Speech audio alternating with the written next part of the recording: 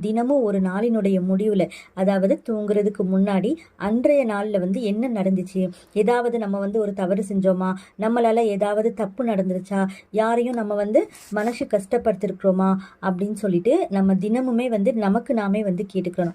இதை தினமும் நீங்க வளமையா உங்க ரெகுலர் லைஃப் ஸ்டைல்ல நீங்க இதுவும் ஒண்ணு அப்படிங்கிற மாதிரி பார்த்துக்கோங்க. அது நல்லதா இருந்தாலும் சரி, இல்ல கெட்டதா இருந்தாலும் சரி, நம்ம இப்படி யோசிக்கும் போது என்ன ஆகும் அப்படின்னா, நம்ம ஒரு நேரம் என்ன பண்ணிருப்போம், கோபத்துல பாத்தீங்கன்னா அவசரப்பட்டு நிறைய வார்த்தைகள் விட்டுருப்போம். அந்த நேரத்துல கோபத்துல தப்பு சரி அப்படின்னு சொல்லிட்டு நம்ம பார்க்காம பேசிடுவோம். ஆனா இதை நம்ம தனியா உட்காந்து யோசிக்கும் போதுதான் நம்ம இந்த மாதிரி வார்த்தைகள்லாம் பேசியிருக்க கூடாதோ, தப்பு பண்ணிட்டோமோ அப்படின்னு சொல்லிட்டு நமக்கு உறுத்தும் இல்லையா. இதுதான் என்ன அப்படின்னா நமக்குள்ள இருக்கிற ஈமான். இப்படி ஒரு தோணுதல் உங்களுக்கு இருந்துச்சு அப்படின்னாலே போதும், அல்லாஹ் சுப்ஹானஹு வ தஆலா உங்க பக்கம் கண்டிப்பா இருக்கிறான்னு அர்த்தம். ஏன்னா நம்ம ஒண்ணுக்கு மேல ஒண்ணு, இன்னொன்னுக்கு மேல இன்னொன்னு சொல்லிட்டு நம்ம தப்புக்கு மேல தப்பு பண்ணிட்டே போகக்கூடாது.